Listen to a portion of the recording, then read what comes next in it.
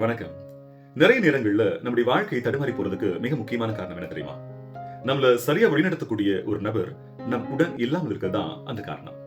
எப்ப நம்மள சரியா வழிநடத்தக்கூடிய ஒரு நபர் நம்முடைய வாழ்க்கையில நம்ம கூட இருக்கிறாங்களோ, நம்ம கூட சேர்ந்து அவங்க பயணம் செய்றாங்களோ, அப்பொழுது கண்டிப்பாக நம்முடைய பாதையும் சிறப்பானதாக, நல்லதாகவே இருக்கும்.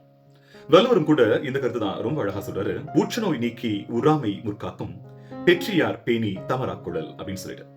எந்த ஒரு நபர் நம்முடைய வாழ்க்கையில ஏற்பட்டிருக்கக்கூடிய கஷ்டங்களை போக்கக்கூடிய திறன் அறிந்திருக்கிறாங்களோ, இந்த செயல்கள்லாம் செஞ்சா இவனுடைய கஷ்டம் போயிடும் அப்படின்னு சொல்லிட்டு புரிந்து நம்மை வழிநடத்துறாங்களோ, அதே வேளையில இதற்கப்புறம் எந்த ஒரு கஷ்டம் வராத அளவிற்கு போதிய அறிவுரைகளை கொடுத்து வழிநடத்துறாங்களோ, அப்படிப்பட்ட ஒரு பெரிய நபரை, பெரிய நபர் அப்படின்றது உயரத்துல இல்ல, இந்த நல்ல பண்புகளை கொண்டிருக்கக்கூடிய நல்ல ஒரு நபரை நம்முடைய வாழ்க்கையில என்னெல்லாம் அவருக்கு தேவையோ அனைத்தையும் கொடுத்து உறவாக மாற்றிக் கொள்வதுதான் நாம் நம்முடைய வாழ்க்கையை சிறப்பாக வடிவமைத்துக் கொள்வதற்கு உதவியாக இருக்கும் அப்படின்னு வள்ளுவர் சொல்றாரு.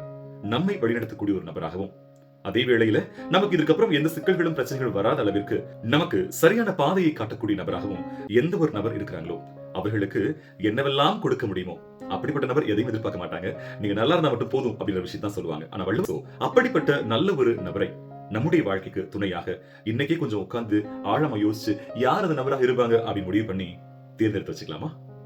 நன்றி.